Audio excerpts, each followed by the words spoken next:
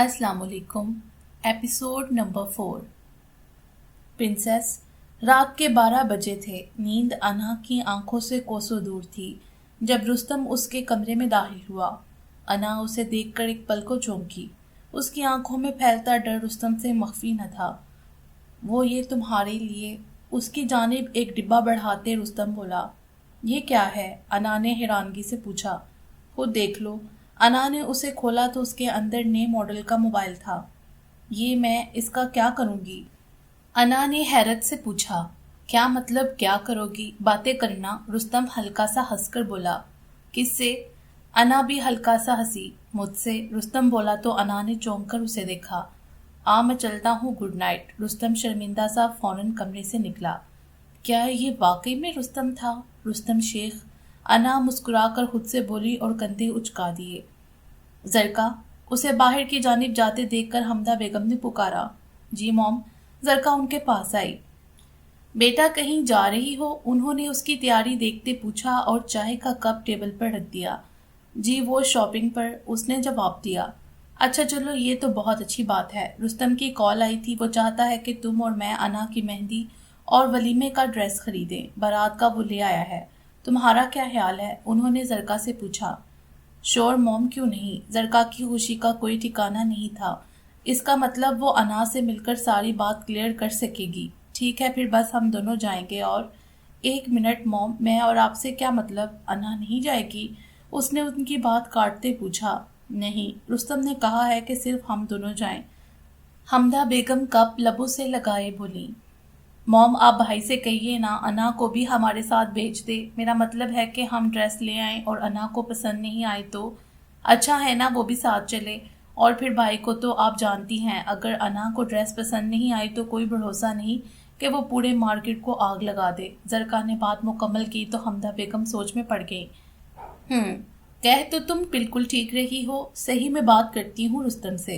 ये कहते ही उन्होंने अपना मोबाइल उठाया। प्रिंसेस। रुस्तम ने उसे पुकारा जो किसी सोच में गुम थी। जज्जी। अना चौंकी। मॉम की कॉल आई थी, तुम्हारी मेहंदी और वलीमे का ड्रेस खरीदना है तो इसलिए तुम उनके साथ चली जाना। रुस्तम ने उसे बताया। आप नहीं आएंगे? बोलते ही अना ने जुबान दांतों तले दबा ली, जबकि रुस्तम ने मुस्कुरा कर उसे देखा। तो तुम चाहती हो कि मैं जाऊं? रुस्तम ने मुस्कुरा कर उससे पूछा। हाँ, मेरा मतलब नहीं। नजरें नीचे किए उसने जवाब दिया। रुस्तम तो बस मुस्कुराए उसे देखे जा रहा था। उसकी थोड़ी सी नरमी और अना उसके साथ नॉर्मल हो गई थी। मास्टर गाड़ी आ गई है, बहादुर खान बोला तो अना ने नजरें फेर लीं। उसे बहादुर खान से अनजाना सा खौफ आता था। ठीक है तुम जाओ। रुस्तम ने जब अना की हालत देखी तो उसे भेज दिया। प्रिंसेस तुम तैयार हो जाओ, मॉम आ गई हैं। रुस्तम उसकी जानिब देखते नरमी से बोला। मैं तैयार हूँ, अना ने जवाब दिया। अच्छा चलो फिर ये ले लो। रुस्तम ने उसकी जानिब कार्ड बढ़ाया। ये? अना ने हैरत से कार्ड पकड़ा। तुमने शॉपिंग करनी है, मेरी होने वाली बीवी हो तुम, मेरे पैसे पर हक है तुम्हारा। रुस्तम बोला तो अना ने हल्की सी मुस्कुराहट के साथ वो कार्ड पकड़ लिया। रुस्तम इतना भी बुरा नहीं अगर वो उसे एक मौका दे तो। ये सोच अना के दिमाग में आई। एक मुस्कुराहट रुस्तम की जानिब उछालते वो पर्स में अपना मोबाइल और कार्ड डाले बाहर की जानिब निकल गई। अस्सलाम वालेकुम आंटी। गाड़ी की बैक सीट पर बैठते वो बोली। वालेकुम सलाम अना, बच्ची कैसी हो? उन्होंने मोहब्बत से पूछा। बिल्कुल ठीक आंटी। अना हल्का सा मुस्कुराई। कैसी हो अना? ड्राइविंग सीट पर बैठी जरका ने पूछा। अना के मुस्कुराते लब सुखड़े। ठीक हूँ। उसके बाद पूरे रास्ते कोई बात नहीं हुई। शॉपिंग मॉल पहुंचकर जरका ने बहुत दफ़ा अना से बात करने की कोशिश की, मगर अना ने उसकी एक नहीं सुनी। जरका ने उसे तकलीफ दी थी, उसका दिल दुखाया था। बच्चियों बात सुनना। हमदा बेगम जिनको कॉल आई थी वो मोबाइल बंद किए उनकी तरफ आईं। जी, दोनों ने बेयक वक्त पूछा। जरका। अना, मुझे नवीद की कॉल आई है, उनकी कोई पार्टी है, मेरा वहाँ मौजूद होना ज़रूरी है तो मुझे जल्दी घर जाना है। ड्रेसेस तो हमने खरीद लिए हैं, बस ज्वेलरी और सैंडल्स रह गए हैं, वो तुम दोनों देख लेना, मैं चलती हूँ। ठीक है। तेज़ी में उन्हें इन्फॉर्म किए वो वहाँ से निकल गई। पहले तो हमदा बेगम की वजह से जरका बात नहीं कर पा रही थी, मगर अब वो दोनों अकेली थी, बात कर सकती थी। अना। इससे पहले जरका मुंह खोलती किसी ने पुकारा। आमिर। उसे दोबारा देखकर अना चौंकी। कैसी हो? अरे जरका तुम कैसी हो? अना के साथ साथ जरका को देखकर वो हैरान हुआ। मैं ठीक हूँ, तुम कैसे हो आमिर? जरका जबरन मुस्कुराई। ठीक, तुम दोनों यहाँ? उसने आबरू उचकाए पूछा। ہاں وہ انا کی شادی کی شاپنگ، زرکا نے جواب دیا۔ تو انا نے تمہیں انوائٹ کیا مگر مجھے نہیں۔ عامر تھوڑا ناراض سا ہوتا بولا، ایسی کوئی بات نہیں عامر۔ ہاں ایسی کوئی بات نہیں عامر، انا نے مجھے بھی نہیں بلایا، وہ تو بس میں رشتے میں اس کی نند بن گئی ہوں۔ زرکا انا کی بات کاٹتے بولی، او تو ایسا ہے؟ عامر نے انا سے پوچھا تو انا نے سر اس بات میں ہلا دیا۔ اچھا عامر اب ہم چلتے ہیں، ہمیں دیر ہو رہی ہے۔ زرکا انا کا ہاتھ تھامے مڑی۔ ایک منٹ انا، عامر نے پکارا۔ جی؟ انا نے منہ پیچھے کیے پوچھا۔ وہ تمہارا نمبر ملے گا؟ مینس کہ ویسے ہی ہم دوست ہیں نا، دوست کی حیثیت سے۔ عامر نے زرکا کی گھورتی نگاہوں کو اگنور کیا۔ شور؟ انا ہلکا سا مسکرائی۔ عامر اس کا دوست تھا، وہ اسے چھوڑ تو نہیں سکتی تھی صرف اسی وجہ سے کہ اس نے انا سے شادی کی خواہش ظاہر کی تھی۔ Thank you. نمبر ملتے ہی عامر وہاں سے چلا گیا جبکہ زرکا اس کی پشت کو گھورتی رہی۔ اسے عامر پر یقین نہیں تھا۔ انا، زرکا پلیز میرے سر میں درد ہے اور مجھے گھر جانا ہے۔ انا اس کی بات بیچ میں کاٹتے بیزاری سی بولی تو زرکا نے لب بھینچ لیے۔ پیلے رنگ کا گھٹنوں تک آتا فراک پہنے، بالوں کی فرنٹ چٹیاں بنائے، اسے دائیں کندھے پر ڈالے، پھولوں کی جویلری پہنے اور سر پر دوپٹہ جمائے وہ ہلکے میک اپ میں بھی دلکش لگ رہی تھی۔ وہ واقعی سادہ تھی، کچھ خاص خوبصورت نہیں تھی مگر رستم کے لیے وہ سب سے زیادہ حسین تھی۔ انا بیٹا ریڈی ہو؟ حمدہ بیگم نے اس سے پوچھا۔ جی، اس نے سر اس بات میں ہلایا۔ چلو آ جاؤ پھر رسم شروع کریں۔ زرکا اور چند اور لڑکیاں انا کو دوپٹے کے سائے تلے باہر لان میں لے آئی تھیں جہاں مہندی کا فنکشن رکھا گیا۔ رستم کمبائن مہندی چاہتا تھا مگر حمدہ بیگم نے اسے صاف منع کر دیا تھا، خطا کہ انا اور رستم کو پچھلے 3 دنوں سے ملنے بھی نہیں دیا گیا تھا۔ انا جتنا پرسکون تھی رستم اتنا ہی بے چین۔ پھولوں کے جھولے پر بٹھائے اس پر اچانک لال دوپٹہ اوڑھ دیا گیا تھا جس پر انا حیران ہوئی۔ یہ اس سے پہلے کہ انا کچھ بول پاتی حمدہ بیگم نے اس کے پاس بیٹھے اس کا ہاتھ تھام لیا۔ کچھ نہیں، سب کچھ ٹھیک ہے۔ حمدہ بیگم نے اسے نارمل کیا۔ تبھی نکاح ہوا انا کے سامنے آن بیٹھا۔ انا کا رو رو کانپ رہا تھا۔ اس نے نیٹ کے دوپٹے کے نیچے سے نظریں اٹھائے حمدہ بیگم کو دیکھا اور پھر سر اقرار میں ہلائے۔ اس نے نکاح نامے پر سائن کر دیا تھا۔ اس نکاح نامے سے جتنا دھچکا انا کو لگا تھا اس سے زیادہ تاشا کو لگا تھا۔ تاشا کو یقین تھا کہ وہ نکاح نامہ جو رستم نے دکھایا تھا وہ نکلی تھا مگر اب سب کے سامنے ہوئے اس نکاح کو کوئی نہیں جھٹلا سکتا تھا۔ تاشا جل رہی تھی۔ غزان نے وعدہ کیا تھا کہ انا اور رستم کی شادی نہیں ہو پائے گی۔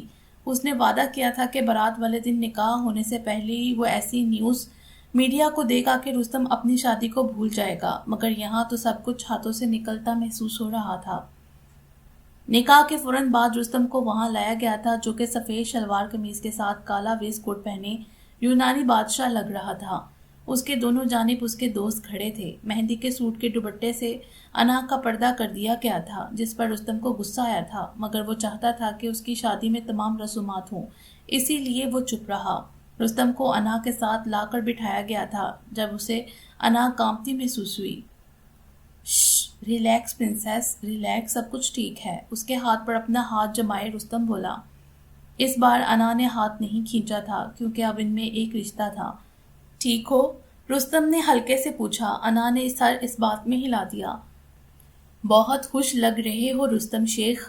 اپنے اندر کی جلن کم نہیں ہو پائی تو تاشا اس کے پاس چلی آئی۔ الحمدللہ۔ رستم جھولے سے ٹیک لگائے ایک بازو انا کے کندھے پر رکھے بولا۔ زیادہ دیر خوش نہیں رہو گے تم دونوں، تاشا لال آنکھوں سے انا کو گھورتے بولی۔ اچھا، اور تمہیں کیسے پتا؟ تم کیا ہو، کوئی انتریامی؟ رستم نے اس کا مذاق اڑایا۔ میری بد دعا ملے گی تمہیں رستم، جیسے مجھے میری محبت نہیں ملی نا تمہیں بھی نہیں ملے گی۔ تڑپو گے تم بھی جلو گے غربت کی اس آگ میں، تم دونوں کو کوئی خوشی نصیب نہیں ہوگی، برباد ہوگے تم دونوں، تاشا دانت پیستے ہلکی آواز میں بولی۔ ہو گیا تو اب جاؤ، رستم اس کی بات کا مذاق اڑاتے بولا جبکہ انا کا دل اس کی بد دعا سن کر دہل گیا۔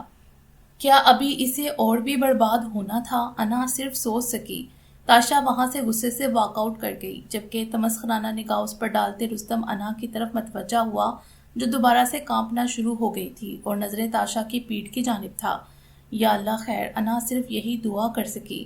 اس سارے ہنگامے میں کمرے میں موجود انا کا موبائل بجتے بجتے بند ہو گیا۔ انا پک اپ دا کال، عامر بار بار کال کرتا جھنجھلایا۔ انا کال اٹھاؤ انا، تم بہت بڑی مصیبت میں ہو، پلیز انا۔ عامر ادھر ادھر ٹہلتے بولا۔ اس کی حفاظت کرنا میرے مولا۔ عامر بس اتنا کہہ پایا۔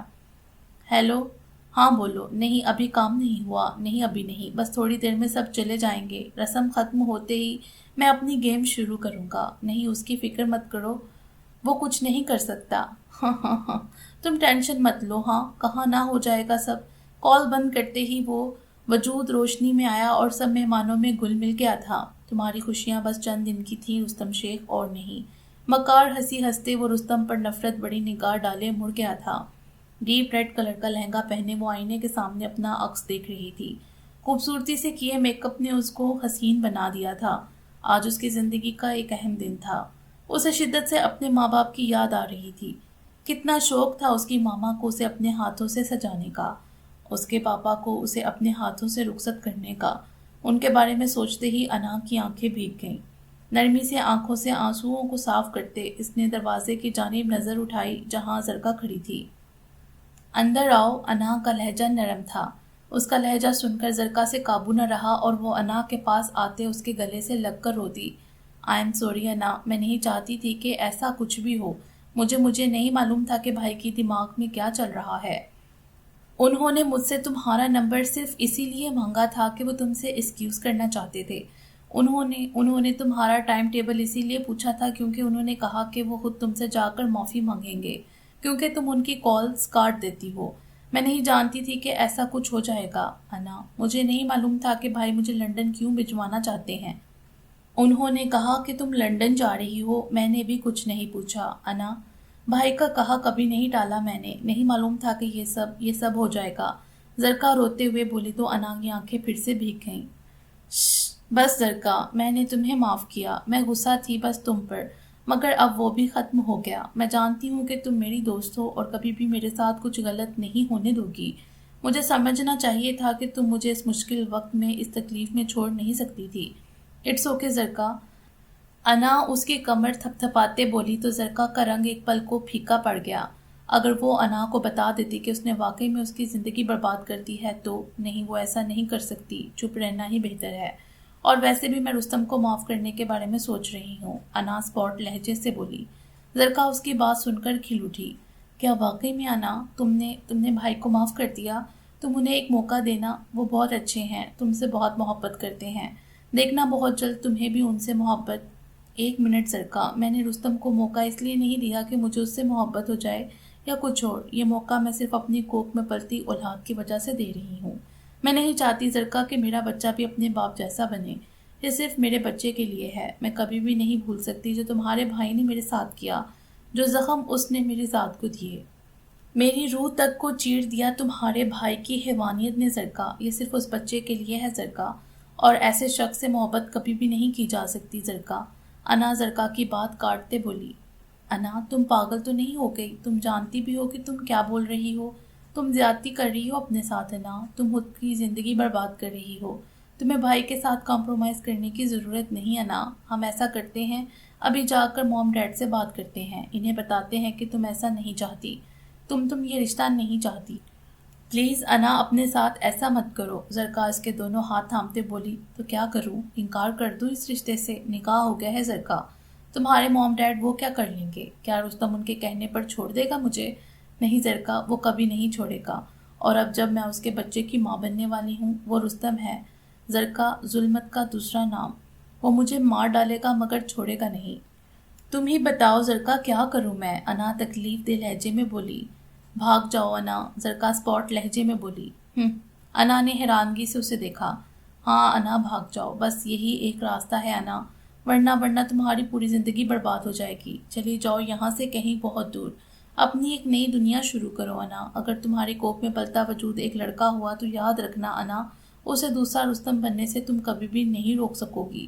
اسی لیے انا چلی جاؤ یہاں سے، بھاگ جاؤ، خود کو اور اپنے بچے کو ایک نئی زندگی دو انا پلیز۔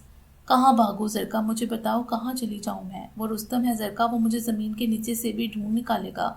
نہیں میں ایسا نہیں کر سکتی، مجھے حالات سے سمجھوتا کرنا ہوگا زرکا، جیسے پہلے کر رہی تھی۔ سب کو دکھانا ہے کہ انا خوش ہے، پرسکون ہے، حالانکہ اندر ہی اندر وہ ختم ہو رہی ہے زرکا، اور دیکھنا ایک دن ایسا ہی انا کا پورا وجود ختم ہو جائے گا، اس کی ہستی مٹ جائے گی زرکا، وہ لہجہ مضبوط بناتے بولی، جبکہ زرکا ضبط کرتے وہاں سے فوراً چلی گئی۔ مگر وہ دونوں اس بات سے بے خبر تھیں کہ کوئی اور بھی تھا جو یہ سب سن اور دیکھ چکا تھا۔ اب بس انتظار تھا، تو بس صحیح وقت کا۔ رستم کے نام کی سیج سجائے وہ پھولوں سے سجے اس بستر پر بیٹھی تھی۔ آنے والے وقت کا سوچ کر ہی اس کی ہتھیلیاں بھیگ گئی تھیں۔ آج اس کی زندگی کا ایک نیا باب شروع ہو رہا تھا۔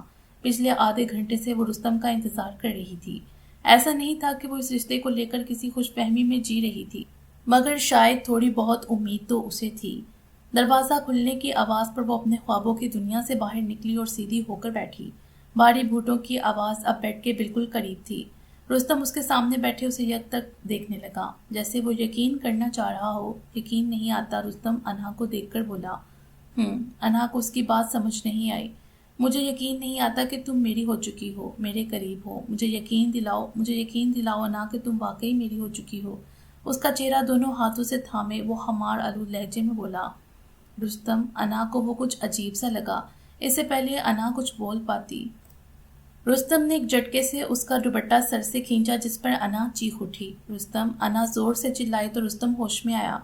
وہ میں کنٹرول نہیں رکھ پایا، یہ تمہاری منہ دکھائی۔ اس کے سامنے ایک ڈبی رکھتے وہ بولا۔ شکریہ، انہا صرف اتنا کہہ سکی۔ کھول کر نہیں دیکھو گی؟ رستم دوبارہ سے نرمی سے مسکرایا۔ انہا کو وہ کچھ زیادہ ہی عجیب لگ رہا تھا۔ انہا نے ناچار اسے کھولا۔ اس میں ڈائمنڈ کا ایک بریسلٹ موجود تھا، جو اصلی ہیروں کا تھا اور اتنا روشن کہ انہا کی آنکھیں چندیا گئیں۔ اس کی کیا ضرورت تھی؟ انہا اسے ٹیبل پر رکھتے بولی۔ یہ تحفہ ہے جو ہر شوہر اپنی بیوی کو دیتا ہے۔ رستم نے ساتھ ہی بریسلٹ اٹھایا اور اس کی کلائی میں باندھا۔ انہا نے جھٹکے سے کلائی کھینچی۔ رستم نے ضبط سے مٹھیاں بھینچیں۔ آئندہ سے مجھے انکار مت کرنا۔ رستم نہیں، رستم پلیز، میں ابھی تیار نہیں ہوں اس سب کے لیے۔ مگر رستم کو اس سے کچھ لینا دینا نہیں تھا۔ تم اب میری بیوی ہو انہا، اور میں تم پر حق رکھتا ہوں۔ اسے جواب دیتے رستم اس پر حاوی ہو گیا۔ صبح انہا کی آنکھ کھلی تو دن کے 11 بج رہے تھے۔ کل رات کو یاد کر کے اس کی آنکھیں پھر سے بھیگ گئیں۔ رستم نے اسے ایک موقع مانگا تھا اور انہا نے اسے دیا، مگر کل کی رات انہا پر یہ ظاہر کر گئی تھی کہ رستم کو صرف اپنے آپ سے محبت ہے۔ کل رات رستم کی پیش قدمی پر انہا کو پھر سے وہی رات یاد آنے لگ گئی۔ وہ بہت چیخی چلائی، اس رشتے کے لیے رستم سے وقت مانگا، مگر رستم کا صرف ایک ہی جواب تھا۔ وہ شادی سے پہلے ہی انہا کو بہت وقت دے چکا تھا۔ یہ بات انہا پر واضح کر دی گئی تھی کہ رستم کسی کی بھی سننے والوں میں سے نہیں ہے۔ انہا بس کل رات کے لیے رستم کے بارے میں سوچے جا رہی تھی، جو ایک پل کو انسان ہوتا تو دوسرے ہی پل ایک وحشی درندہ۔ انہا کو اپنی طبیعت بہت بوجھل محسوس ہو رہی تھی۔ اس سے پہلے وہ بیڈ سے اترتی، جمیلہ دروازہ نوک کرتے اندر داخل ہوئی۔ سلام بی بی، شکر ہے آپ جاگ گئیں۔ میں آئی تھی جی 2-3 بار آپ کو جگانے، مگر آپ تو شاید مدہوش تھیں۔ جبکہ انہا کی گھڑی دیکھ کر اس نے اپنی چلتی زبان پر قابو پایا۔ کیا کام ہے؟ انہا نے بے تاثر لہجے میں پوچھا۔ وہ بی بی جی 11:15 ہو رہے ہیں اور 1 بجے آپ کے پارلر کا ٹائم ہے، تو بس آپ کو اٹھانے آئی تھی کہ آپ ناشتہ کر لیں۔ رستم صاحب نے خاص ہدایت دی ہے جی کہ آپ کو ہیوی ناشتہ کرواؤں، بہت تھک گئی تھی آپ۔ وہ آخر میں دانتوں کی نمائش کرتے بولی۔ زیادہ زبان مت چلاؤ اور باہر جاؤ، میں آ رہی ہوں۔ انہا اسے جھڑکتے بولی اور ایک جھٹکے سے اپنی جگہ سے اٹھتے واش روم میں بند ہو گئی۔ سائیں تو سائیں، سائیں کی بیوی بھی، کانوں کو ہاتھ لگاتی جمیلہ بڑبڑاتے ہوئے وہاں سے چلی گئی۔ پیچ کلر کی میکسی جس پر گولڈن کلر کا ہلکا سا کام ہوا تھا، زیب تن کیے وہ اپنے ولیمے کی تقریب کے لیے تیار تھی۔ اس کی اور رستم کی انٹری ایک ساتھ ہونی تھی۔ رستم صبح سے غائب تھا، جس پر انہا بھی سکون میں تھی۔ اب بھی وہ انٹرس پر اکیلی کھڑی تھی جب ہال کی لائٹس آف ہو چکی تھیں۔ اس سے پہلے کہ انہا چلاتی، رستم اس کے کان میں بولا، ایزی پرنسس، یہ میں ہوں رستم، تمہارا شوہر۔ انہا کو لگا کہ وہ مسکرایا، مگر وہ اندھیرے میں دیکھ نہ سکی۔ سپاٹ لائٹ ان دونوں پر پڑتے ہی انہا نے سر اٹھا کر رستم کو دیکھا، جس کا چہرہ بے تاثر تھا۔ ایک دوسرے کی باہوں میں باہیں ڈالے وہ دونوں بادشاہ اور ملکہ کی سی شان بان اور آن لیے اسٹیج کی جانب بڑھ رہے تھے۔ وہاں موجود ہر ایک انسان کی آنکھوں میں ان کے لیے ستائش تھی، ماں سوائے غازان اور اس کی فیملی کے، جو آنکھوں میں نفرت لیے انہیں دیکھ رہے تھے۔ مبارک ہو بڈی، کاشان نے آگے بڑھ کر اسے مبارکباد دی۔ اب یہ کس بات کی مبارک؟ وجدان نے اس کے سر پر تھپڑ مارتے پوچھا۔ کیوں بھائی، جب نکاح کی مبارکباد ہو تو ولیمے کی بھی تو دینی چاہیے نا؟ کیوں بھابھی؟ کاشان بولا تو وہ دونوں ہنس دیے، جبکہ انہا جبرن مسکرائی۔ یہ تو تم نے صحیح کہا کشان، مبارکباد تو بنتی ہے۔ کانگریچولیشن بھابھی صاحبہ۔ غزان نے اپنا ہاتھ انا کے سامنے کیا جس پر رستم نے اسے سرد نگاہوں سے گھورا۔ میری بیوی غیر مردوں سے ہاتھ نہیں ملاتی۔ رستم نے غزان کا ہاتھ سختی سے اپنے ہاتھ میں لیا۔ ہاں مگر شوہر غیر عورتوں کے ساتھ راتیں ضرور گزارتا ہے۔ غزان طنزیہ مسکرایا۔ وہ عورتیں خود موقع فراہم کرتی ہیں۔ رستم نے بھی حساب برابر کیا۔ اور تم کیا ہو بچے؟ غزان کو اس کا جواب ذرا پسند نہیں آیا تھا۔ نہیں میں مرد ہوں، اور مرد تو بہت بہک جاتا ہے نا۔ رستم طنزیہ مسکرایا تو غزان نے دانت پیسے۔ وہ رستم ہی کیا جو کبھی شرمندہ ہو جائے۔ لیڈیز اینڈ جینٹل مین، آج میرے ولیمے کی تقریب پر آنے کے لیے میں آپ سب کا بہت شکر گزار ہوں، مگر آج صرف میرا ولیمہ ہی نہیں بلکہ ایک اور بھی خاص موقع ہے۔ آج دو خاندان آپس میں جڑنے جا رہے ہیں۔ میں رستم شیخ آج آپ سب کے ساتھ اپنی اسی خوشی کو شیئر کرنے جا رہا ہوں۔ میری بہن زرکا شیخ کی منگنی وجدان قریشی کے ساتھ طے پا گئی۔ مائک میں بولتا رستم سب مہمانوں کے ساتھ ساتھ اپنے گھر والوں پر بھی بنگڑا گیا تھا۔ اس ہال میں صرف رستم اور وجدان کے والد تھے جنہیں اس منگنی کا معلوم تھا۔ سو پلیز آپ سب کی ڈھیر ساری تالیوں میں زرکا اور وجدان کو سٹیج پر بلاتا ہوں۔ رستم کے بولتے ہی وہ دونوں حیرت کا مجسمہ بنے سٹیج پر آ گئے۔ جب رستم نے ایک ویٹر کو اشارہ کیا تو وہ تھال میں سجی انگوٹھیاں وہاں لے آیا۔ ارے بھائی دیکھ کیا رہے ہو، رسم شروع کرو۔ رستم مسکرا کر بولا تو وجدان نے فوراً زرکا کا ہاتھ تھاما اور انگوٹھی پہنا دی، جبکہ زرکا ابھی بھی حیرت میں تھی، مگر رستم کی وارننگ زدہ نگاہیں دیکھ کر فوراً انگوٹھی پہنا دی۔ مگر غزان یہ سب کچھ دیکھ کر جل اٹھا۔ اس نے نوید شیخ کو شعلہ برساتی نگاہوں سے دیکھا جو اس پر نظر پڑتے ہی آنکھیں گما گئے۔ یہ تم نے اچھا نہیں کیا نوید شیخ، جسٹ ویٹ اینڈ واچ کہ اب غزان انصاری کیا کرے گا تمہارے ساتھ۔ غزان غصے سے وہاں سے اپنی فیملی کو لے کر نکلا۔ واہ شہزادے تو بھی بک ہو گیا، یعنی کہ صرف میں رہ گیا، ہائے میں کوارا بیچارہ۔ کشان دکھ بڑی آواز میں بولا تو رستم نے آنکھیں گھمائیں۔ یار آج کی رات تو پارٹی بنتی ہے، کیا خیال ہے؟ کشان ان دونوں کے کندھے پر ہاتھ رکھتے بولا۔ میرا خیال تو نیک ہے، ان صاحب سے پوچھ لو۔ وجدان نے رستم کی جانب اشارہ کیا۔ ارے اس سے کیا پوچھنا، بھابھی سے پوچھتے ہیں۔ کشان انا کی جانب بڑھا۔ بھابھی صاحبہ اگر آپ کی اجازت ہو تو آج رات کے لیے ہم آپ کا شوہر ادھار لے لیں۔ کشان نے آنکھیں پٹپٹارے معصومیت سے پوچھا۔ میری بلا سے تو ہمیشہ کے لیے لے جاؤ اور جہنم میں لے جاؤ، انا بس سوچ سکی۔ شور وہ زبردستی مسکراہٹ سجائے بولی۔ تو بس ڈن ہو گیا بھائیوں، آج کی رات دوستی کے نام۔ ویسے یہ غزان کہاں گیا؟ کشان نے حیرت سے آس پاس دیکھا جبکہ رستم مسکرا دیا۔ اسے معلوم تھا کہ اس وقت غزان اپنی ناکامی کا سوگ منا رہا ہوگا، اور نوید شیخ پر ایک نفرت بڑی نگاہ ڈالی۔ بلڈی وومن، اور یہ الفاظ تھے ایک بیٹے کے اپنے باپ کے لیے۔ انا ولیمے سے اکیلی واپس آئی تھی۔ بہادر خان رستم کے ساتھ تھا۔ اس وقت وہ بہت تھک چکی تھی اور بس چینج کر کے سو جانا چاہتی تھی۔ واش روم سے فریش ہو کر آتے ہی وہ بیڈ کی جانی پڑی اور ڈراور میں سے میڈیسن باکس ڈھونڈنے لگی جب اسے اپنا موبائل نظر آیا۔ شادی کے ہنگاموں میں وہ اسے بالکل بھول گئی تھی۔ انا کا موبائل آف تھا۔ جب اس نے آن کیا تو حیران رہ گئی، کیونکہ عامر کی جانب سے 200 کالز اور 300 سے زائد میسیجز تھے، جن میں صرف ایک ہی بات لکھی تھی کہ اسے انا کو ایک ضروری بات بتانی تھی۔ انا ابھی اسی ششو پیچ میں تھی کہ موبائل اٹھائے یا نہیں جب ایک دفعہ دوبارہ سے اس کا موبائل بجا۔ ہیلو، انا نے موبائل کان کو لگایا۔ ہاں ہیلو انا، یار کہاں ہو تم؟ میں کب سے کتنے دنوں سے تمہیں کال کر رہا ہوں، ریسیو کیوں نہیں کر رہی تھی؟ عامر سا چنچلایا ہوا تھا۔ ہاں وہ بس شادی کی مصروفیات اور موبائل بھی کھو گیا تھا، انا سر دباتے بولی جس میں شدید درد ہو رہا تھا۔ انا کو اب ہلکا ہلکا سا بخار بھی محسوس ہو رہا تھا۔ انا مجھے تم سے ملنا ہے ابھی اسی وقت، عامر تیز لہجے میں بولا۔ عامر دماغ تو نہیں خراب تمہارا؟ اس وقت مگر میں کیسے؟ انا پریشان ہوئی۔ پلیز انا ضروری ہے یہ، عامر ٹہلتے بولا۔ پھر بھی انا نے ٹائم دیکھا، رات کے 10 بج رہے تھے اور اسے صرف سونا تھا۔ انا یہ انکل اور آنٹی کے ایکسیڈنٹ کے بارے میں ہے۔ آئی تھنک ان کا ایکسیڈنٹ نہیں ہوا تھا انا، انہیں مارا گیا تھا۔ It was murder. عامر کی بات سن کر انا کا سارا سر درد، نیند اڑن چھو ہوئی۔ وٹ؟ تم جانتے بھی ہو تم کیا بول رہے ہو عامر؟ دیکھو اگر یہ فضول کا مذاق ہوا نا تو… نہیں انا یہ مذاق نہیں ہے، تم جانتی ہو میں ایسا گھٹیا مذاق نہیں کرتا، یہ سچ ہے انا، اور مجھے ڈر ہے کہ تم قاتل کو جانتی ہو۔ کیا کون ہے وہ؟ انا نے بےتابی سے پوچھا۔ نہیں انا فون پر نہیں بتا سکتا، شاید تم یقین نہیں کرو، اس لیے پلیز میں تمہیں ایڈریس بھیج رہا ہوں، وہاں آ جاؤ۔ عامر بولا تو انا نے فوراً کال کاٹی اور جانے کے لیے اٹھ کھڑی ہوئی۔ عامر کی جانب سے ایڈریس ملتے ہی وہ فوراً باہر کی جانب بڑھی. گھر کے باہر سے گزرتی ٹیکسی کو اس نے روکا اور اس میں بیٹھ گئی. ڈرائیور اور گارڈز جنہیں رستم نے انا کے لیے رکھا تھا، انا نے انہیں سختی سے منع کر دیا تھا. اسے عامر کے پاس پہنچنا تھا جلد از جلد. بات اس کے ماں باپ کی تھی. عامر کے دیے گئے ایڈریس پر پہنچتے ہی انا نے جلدی ٹیکسی ڈرائیور کو کرایہ ادا کیا اور وہ اس کی بلڈنگ میں داخل ہوئی جہاں ایک فلیٹ میں عامر رہتا تھا. عامر اسے اپنے اپارٹمنٹ کے باہر ہی مل گیا. عامر انا جلدی سے اس کی جانب بھاگی. عامر بتاؤ مجھے وہ کون ہے؟ انا نے بھیگی آنکھوں سے پوچھا. انا وہ عامر کو سمجھ نہیں آیا کہ وہ کیا جواب دے. انا وہ کیا؟ عامر بتاؤ مجھے، جواب دو. انا عامر کو جھنجھوڑتے اس پر چلائی. بات اس کے جان سے بھی زیادہ عزیز مرے ہوئے ماں باپ کی تھی.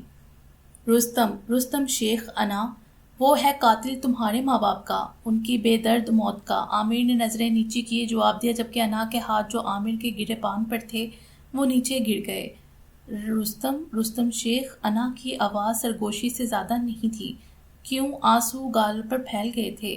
کیونکہ تمہارے ماں باپ نے کچھ ایسا دیکھا اور جان لیا تھا رستم کے بارے میں جو اسے برباد کر سکتا تھا. اسی لیے مار دیا انہیں اور موت کو حادثے کی شکل دے دی گئی. عامر نے انا کو جواب دیا تو انا کو اپنا سر چکراتا محسوس ہوا. رستم شیخ صرف ایک بزنس مین نہیں انا، بلکہ ایک مافیا مین بھی ہے. وہ ڈرگ سپلائی کرتا ہے مختلف ملکوں میں. نہ صرف ڈرگز بلکہ کبھی کبھار لڑکیاں بھی فروخت کرتا ہے. وہ تمہیں یاد ہوگا جس دن انکل آنٹی اپنی اینیورسری پر کپل ڈنر کے لیے گئے تھے ہوٹل، ان کی گاڑی بیک پر تھی. جب وہ لوگ وہاں گئے تو انہوں نے رستم اور اس کے آدمیوں کو ڈرگز کی ڈیلنگ کرتے دیکھا تھا انا، مگر وہ دونوں پکڑے گئے. وہ دونوں ایکسیڈنٹ کی وجہ سے نہیں مرے تھے انا. رستم پہلے ہی ان کا گلا دبا کر انہیں مار چکا تھا. ایکسیڈنٹ تو بس ایک بہانہ تھا انا. مجھے بھی یہ سب باتیں اصلیت کچھ دن پہلے پتہ چلی انا. میرے پاس ثبوت ہے انا. وہ ویڈیو جس میں رستم نے بڑی بے رحمی سے انکل آنٹی دونوں کا قتل کیا تھا. رستم اپنی تئی سب ثبوت مٹا چکا تھا، مگر اس کے ایک بندے نے وہ ویڈیو اپنے پاس رکھ لی تاکہ اگر اسے کبھی زندگی میں رستم کو بلیک میل کرنا پڑے تو وہ اسے استعمال کرے گا. مگر اس سے پہلے ایسا موقع آتا وہ میرے ہاتھ لگ گیا اور اب وہ ویڈیو میرے پاس ہے. عامر ایک ایک کر کے سارے راز فاش کرتا گیا اور انا اسے اپنے پیروں پر کھڑے ہونا محال ہو گیا. شاید یہ اس کی خود غرضی کی سزا تھی. ہاں، یہ اس کی خود غرضی ہی تو تھی جو وہ شہالہ کا قتل بھول گئی، جو وہ ڈاکٹر کنول کا برباد ہونا بھول گئی. وہ خود غرض ہو گئی تھی. اسے صرف اپنی اور اپنے بچے کی فکر تھی، اسی لیے رستم کو اپنا لیا. مگر اب اسے سزا ملی تھی اس خود غرضی کی. شہالہ سے اس کا کوئی لینا دینا نہیں تھا، مگر ڈاکٹر کنول تو اس کی وجہ سے اپنی زندگی ہاری تھی. اس کی وجہ سے انہوں نے اپنی عزت، اپنی عصمت، اپنی آبرو کھوئی تھی. آہ انا دونوں ہاتھوں میں بالوں کو جکڑے چلا اٹھی. مجھے تم سے نفرت ہے رستم شیخ، شدید نفرت. عامر کے کندھے سے لگے وہ بری طرح روتی. ایسا کیوں کیا رستم؟ کیوں کیا تم نے ایسا؟ وہ ہچکیوں میں روتے بڑبڑائی. اس نے ایسا کیوں کیا عامر؟ مجھ سے سب کچھ چھین لیا اس شخص نے، میرے ماں باپ، میری عزت، میری زندگی. بس اب سانسیں چھیننا باقی ہے. کیوں کیا؟ پارٹی اپنے عروج پر تھی. رستم وائن کی چسکیاں لیتے وہاں موجود لوگوں کو دیکھ رہا تھا جو آپس میں مدہوش نشے میں دھت ناچنے میں مصروف تھے. وجدان ابھی اٹھ کر کشان کے پاس گیا تھا جو سٹیج پر موجود لڑکیوں کے ساتھ ناچنے میں مصروف تھا. اس کی حالت بتا رہی تھی کہ وہ حد سے زیادہ نشہ کر چکا ہے. رستم وہاں ہوتے ہوئے بھی وہاں نہیں تھا. اس کی ساری سوچیں اپنی پرنسس پر آ کر رکتی. اب وہ اس کی تھی، صرف اس کی، قانونی اور شرعی ہر لحاظ سے صرف اس کی. اس کے لبوں پر اپنے آپ ہی مسکراہٹ در آئی. اس کا موبائل کب سے بج کر بند ہو گیا تھا، مگر اتنے شور میں اسے علم نہیں ہو پایا.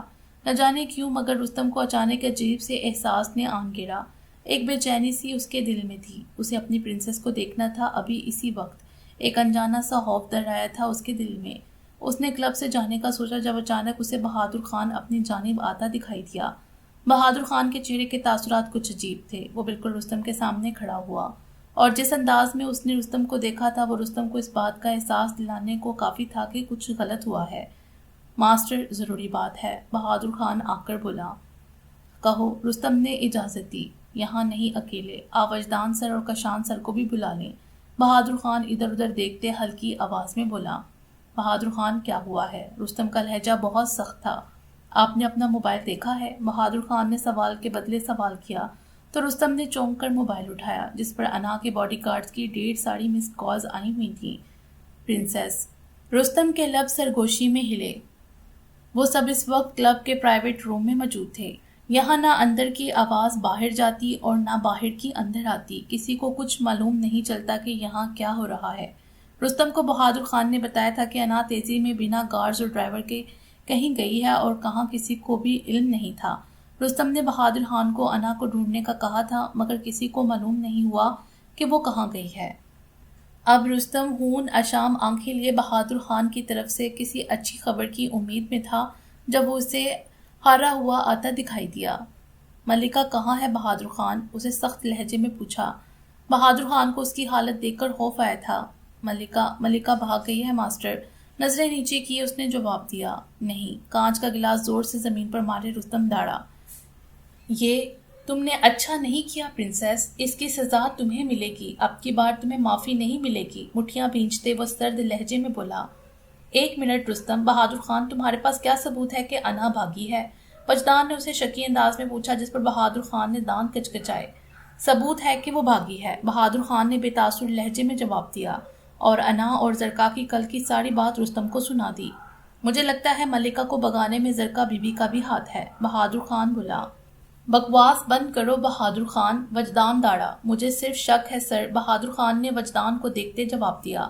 رستم اس کی بات پر یقین مت لاؤ، تم نے سنا نہیں جب زرکا نے انا کو بھاگنے کا کہا تو انا نے صاف انکار کر دیا تھا، ہو سکتا ہے کوئی اور بات ہو۔ وجدان نے اپنے تئیں رستم کو سمجھانے کی کوشش کی، مگر ملکہ ایک بار پہلے بھی بھاگ چکی ہے، بہادر خان مسکرا کر بولا۔ Oh you just shut up Khan, Wajdan پھر سے داڑا۔ گاڑی نکالو بہادر خان، ہم شیخ ولا جا رہے ہیں، اب زرکا مجھے بتائے گی کہ انا کہاں ہے۔ رستم وجدان کی بات انسنی کرتا وہاں سے نکل گیا، جبکہ بہادر خان پیچھے پراسرار سا مسکرا دیا۔ آئی سویر خان، اگر زرکا یا انا میں سے کسی کو بھی کچھ ہوا تو تمہاری خیر نہیں، وجدان اس کے قریب آ کر پھنکارا۔ یہ تو وقت بتائے گا سر، سر پر ہاتھ زور دیتے وہ بولا۔ زرکا زرکا زرکا شیخ، ابھی کے ابھی نیچے آؤ۔ رستم لاؤنج میں کھڑا داڑا، جس کی داڑ سن کر نوید شیخ اور خمدہ شیخ بھی کمرے سے باہر نکل آئے۔ کیا ہوا بھائی؟ زرکا اپنے کمرے سے بھاگتی ہوئی نیچے آئی۔ انا کہاں ہے زرکا؟ رستم نے لال آنکھیں زرکا پر گاڑے پوچھا۔ مجھے نہیں پتا، اس کی حالت دیکھ کر زرکا کانپی، جبکہ اس کے کانپنے کا مطلب رستم کچھ اور ہی لے گیا۔ میں نے پوچھا انا کہاں ہے زرکا؟ رستم نے اس کی جانب قدم بڑھاتے دھیمی آواز میں پوچھا۔ قسم لے لو نہیں معلوم بھائی، زرکا کی پیشانی پر پسینے کی ننھی بوندیں چمکنے لگی۔ رستم، وجدان نے آگے بڑھ کر کچھ بولنا چاہا تو رستم نے ہاتھ اٹھا کر بولنے سے منع کر دیا۔ آخری بار پوچھ رہا ہوں زرکا انا کہاں ہے؟ میں پوچھ رہا ہوں، بتاؤ مجھے، اسے دیوار کے ساتھ لگاتے رستم نے پوچھا۔ نہیں پتا، زرکا کا سر تیزی سے نفی میں ہلا۔ نہیں معلوم، رستم دھیمے سے گرایا تو زرکا نے مزید سر نفی میں ہلایا۔ تو یہ آواز کیوں کانپ رہی ہے تمہاری، اور اتنا پسینہ کیوں آ رہا ہے تمہیں؟ رستم جانچتی نظروں سے اس کی حالت دیکھتے بولا۔ نہیں تو، زرکا نے زبان سے لبوں کو تر کیا۔ رستم نے آنکھیں بند کر کے منہ موڑا اور ماتھا مسلنے لگا، جب اچانک وہ دوبارہ زرکا کی جانب مڑا، ایک ہاتھ سے اس کے بالوں کو گرفت میں لے کر دوسرے ہاتھ میں موجود چاقو اس کی شاہ رگ پر رکھ دیا۔ اب بھی نہیں معلوم کہ انا کہاں ہے؟ اس کے ساتھ رستم نے زرکا کی شاہ رگ پر رکھے چاقو پر زور دیا، جس کی وجہ سے اس کی جلد سے تھوڑا سا خون رسنے لگا۔ زرکا کی آنکھوں سے بھی آنسو نکلنا شروع ہو گئے تھے۔ اس نے سر دوبارہ نفی میں ہلایا۔ وجدان کی اب بس ہو گئی تھی، وہ فوراً رستم کے پاس گیا اور اسے زور سے پیچھے دھکا دیا۔ رستم کے زرکا کو چھوڑتے ہی زرکا نے لمبی لمبی سانسیں لینا شروع کر دیں۔ وجدان نے فوراً زرکا کو اپنے سے لگایا۔ بس رستم، بہت ہو گئی تیری گنڈا گردی۔ اس نے کہا کہ اسے نہیں معلوم انا کہاں ہے تو اسے نہیں معلوم، اور تو اس نوکر کو اپنی بہن پر پھوکے دے رہا ہے۔ تف ہے تجھ پر۔ بہادر خان کو نفرت بڑی نگاہوں سے گھورتا وجدان رستم پر چلایا۔ ہاں دے رہا ہوں فوقیت، کیونکہ مجھے معلوم ہے کہ یہ ایک جھوٹی لڑکی ہے، ہر بات میں جھوٹ بولنا اس کی فطرت ہے، اور ویسے بھی یہ میری بہن ہے، میں جو چاہے مرضی کروں اس کے ساتھ، تو کون ہوتا ہے بیچ میں آنے والا؟ رستم بھی داڑا۔ یہ صرف تیری بہن ہوتی تو جو مرضی کرتا، مگر اب یہ میری منگیتر ہے، اور اب میں تجھے اس کو یوں ہراساں کرنے نہیں دوں گا۔ وجدان کی آواز بھی اونچی ہوئی۔ تجھے لگتا ہے کہ میں اپنی بہن کو ہراساں کر رہا ہوں؟ رستم نے دان پیستے پوچھا۔ ہاں کر رہا ہے تو اسے ہراساں، یہ ڈرانا دھمکانا ہراساں کرنا نہیں تو اور کیا ہے؟ وجدان نے بھی رستم کو برابر گھورا تو رستم چاقو زمین پر پھینکتے وہاں سے نکل گیا۔ زرکا ابھی تک وجدان کی باہوں میں کانپ رہی تھی۔ وجدان نے تیزی سے اسے صوفے پر بٹھایا اور اسے پانی پلایا۔ مم میرا یقین کرو وجی، مجھے نہیں معلوم کہ انا کہاں ہے، میں نہیں جانتی، زرکا روتے ہوئے بولی تو وجدان نے اس کی پیٹھ تھپ تھپائی۔ فکر مت کرو زرکا، مجھے یقین ہے تم جھوٹ نہیں بول رہی ہو، وجدان اس کا ہاتھ تھامے بولا۔ زرکا میری بچی، حمدہ بیگم نے فوراً اسے گلے لگایا جب زرکا نے پھر سے رونا شروع کر دیا۔ آنٹی آپ فکر مت کریں، میں ہوں زرکا کے ساتھ، آپ جائیں، میں یہاں سب معاملات دیکھ لوں گا، وجدان نے انہیں یقین دلایا۔ مگر وجدان انا کیا وہ؟ حمدہ بیگم بولی تو وجدان ان کا مطلب سمجھ گیا۔ آنٹی میں انا کو زیادہ نہیں جانتا مگر اتنا ضرور جانتا ہوں کہ وہ ایسی لڑکی نہیں، رستم کو ضرور کوئی غلط فہمی ہوئی ہوگی، ہم انشاءاللہ جلد از جلد اسے ڈھونڈ لیں گے، وجدان نے اسے یقین دلایا۔ مجھے انا مل گئی ہے، دروازے کے ساتھ کھڑے رستم نے انہیں بتایا جو ابھی ابھی دوبارہ اندر آیا تھا۔ کیسے؟ وجدان نے آبرو اچکائے پوچھا۔ ٹریکر، میں نے اس کے موبائل میں ٹریکر فٹ کیا تھا، وہ موبائل ساتھ لے کر گئی ہے، اور اب میں جا رہا ہوں اپنی پرنسس کو لینے، اور تم دعا کرو کہ جو تم نے کہا ہے وہ سچ ہو، نہیں تو میں تمہیں بخشوں گا نہیں۔ زرکا کو سخت نگاہوں سے گھورتے وجدان کو اپنے پیچھے آنے کا اشارہ کیے وہ باہر چلا گیا۔ آنٹی آپ زرکا کا دھیان رکھیں، اس کی بینڈیج کر دیجیے گا، اور تم فکر مت کرو، سب ٹھیک ہو جائے گا، زرکا کا ہاتھ تھامے وہ بولا اور پھر رستم کے پیچھے چلا گیا۔ رستم بہت غصے میں باہر نکلا تھا، اس کے تمام آدمی انا کو ڈھونڈنے میں ناکامیاب ہوئے تھے، اسے سمجھ نہیں آ رہی تھی کہ وہ انا کو کیسے ڈھونڈے۔ جب ذہن میں ایک جماکا سا ہوا، اسے یاد آیا کہ اس نے انا کے موبائل میں ایک ٹریکر فٹ کیا ہوا تھا۔ بس رستم نے جلدی انا کی لوکیشن ٹریس کر لی تھی، وہ پچھلے 1 گھنٹے سے ایک بلڈنگ میں تھی۔ ڈیم اٹ، اس کا خیال مجھے پہلے کیوں نہیں آیا، رستم اپنا ہاتھ گاڑی کے بونٹ پر مارتے بولا۔ وجدان کو باہر آنے کا کہہ کر وہ کار میں آ کر بیٹھ چکا تھا۔ بس کچھ دیر اور پرنسس، پھر ہم ساتھ ہوں گے، مگر اب کی بار تمہیں معافی نہیں ملے گی پرنسس، رستم پراسرار سا مسکراتا خود سے بولا۔ تقریباً 15 منٹ میں وہ لوگ وہاں پہنچ چکے تھے، موبائل کی لوکیشن بہت قریب کی تھی۔ سیڑھیاں چڑھتے وہ لوگ چھٹے فلور پر پہنچے، جہاں کا سین دیکھ کر رستم کی آنکھوں میں خون اتر آیا۔ اس کی بیوی، اس کی پرنسس، کسی اور کے کندھے پر سر رکھے کھڑی تھی، بلکہ کسی اور کے نہیں، اپنے پرانے عاشق کے کندھے پر سر رکھے۔ اوہ تو یہ سین ہے، رستم انہیں دیکھ کر اونچی آواز میں بولا تو انا جٹ سے عامر سے الگ ہو گئی۔ ارے دور کیوں ہو گئی؟ لگتا ہے میں نے تم لوگوں کو ڈسٹرب کر دیا، رستم انا کی جانب دیکھتے بولا تو انا اس کے انداز پر جی جان سے کانپ اٹھی۔ بس رستم، تم اور انا کو اس کی مرضی کے خلاف اپنے ساتھ نہیں رکھ سکتے، اسے تمہارے بارے میں سب کچھ بتا چکا ہوں میں، تمہارے سب کالے دھندوں سے واقف ہو چکی ہے وہ، عامر اس پر چلایا تو رستم ہنس دیا۔ ارے میں تو ڈر گیا، تمہیں ڈرنا چاہیے رستم، انا کو سچ معلوم ہو چکا ہے اور اب وہ تمہارے ساتھ نہیں رہے گی۔ عامر مسکرایا تو رستم کو کسی انہونی کا احساس ہوا۔ اس کے ماں باپ کا سچ رستم، اس بات کا سچ کہ انا کے ماں باپ ایکسیڈنٹ میں نہیں مرے تھے بلکہ تم نے انہیں مارا تھا بے دردی سے، قاتل ہو تم ان کے، اور ثبوت یہ رہا۔ عامر نے اپنا موبائل ہاتھ میں لیے رستم کے سامنے کیا۔ رستم نے انا کو دیکھا جس کی نظریں زمین پر گڑی تھی۔ کیا بکواس ہے یہ، میں نے کچھ نہیں کیا، میں تو انا کو صرف 2 مہینے سے جانتا ہوں، میں کیوں ماروں گا اس کے ماں باپ کو، اور تم کون ہو؟ اپنی گن عامر کی جانب کیے رستم بولا۔ میں جو بھی ہوں، مگر تم اب نہیں بچ سکتے، تمہارے سارے کالے دھندوں کا ثبوت ہے میرے پاس، اور بہت جلد تم سلاحوں کے پیچھے ہوگے۔ عامر اس پر ہنسا۔ ایسا کیا؟ رستم طنزیہ مسکرایا۔ پھر تو تمہیں مر جانا چاہیے عامر، کیونکہ میں ہر اس انسان کو مار دیتا ہوں جو میرے راستے کی رکاوٹ بنے، رستم بولا اور ساتھ ہی ٹریگر دبا دیا۔ مگر انا فوراً عامر کے سامنے آ گئی، گولی سیدھی انا کے سینے میں لگی۔ انا کی آنکھیں ایک پل کو پھیلیں، عامر نے حیرت سے اسے دیکھا۔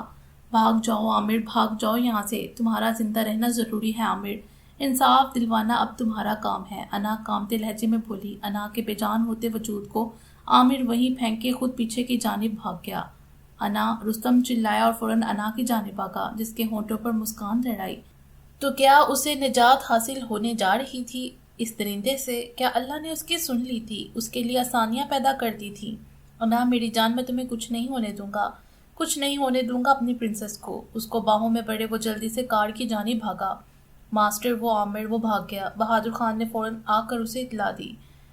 میری بیوی یہاں مر رہی ہے اور تمہیں اس باسٹر کی لگی ہوئی ہے، رستم دھاڑا تو بہادر خان نے سر چکا لیا۔ رستم یہ وقت لڑنے کا نہیں، انا کا خون بہت بہہ چکا ہے، فوراً ہاسپٹل چلو نہیں تو وہ بچ نہیں پائے گی۔ وجدان نے ہوش دلایا تو رستم نے سر اس بات میں ہلایا۔ ہاسپٹل پہنچتے ہی انا کو فوراً آپریشن تھیٹر میں لے جایا گیا تھا۔ رستم کا پاگل پن، اس کی جنونیت کو وہاں سب نے دیکھا تھا۔ وہاں موجود ڈاکٹرز اور نرسز اس لڑکی کی قسمت پر رشک کر رہی تھیں، مگر اس جنونیت، اس پاگل پن کی انتہا کو صرف وہی جانتی تھی جس نے اسے جھیلا تھا۔ میری وائف ڈاکٹر۔ آپریشن تھیٹر سے باہر آتی ڈاکٹر کو دیکھ کر رستم نے فوراً پوچھا، دیکھیے گولی دل کے تھوڑا اوپر لگی ہے، آپ دعا کیجیے کہ اللہ ماں اور بچہ دونوں کو سلامت رکھے۔ ڈاکٹر نے اس کی ہمت بندھائی۔ کتنے چانسز ہے بچنے کے؟ رستم نے ٹوٹے لہجے میں پوچھا۔ مسٹر رستم، میں آپ سے جھوٹ نہیں بولوں گی، مگر صرف 20% چانسز ہے آپ کی وائف اور بیبی کے سروائیو کرنے کے، ڈاکٹر بولی، اور رستم دیوار کے ساتھ لگ گیا۔ اس نے آنکھیں موند لی تھیں۔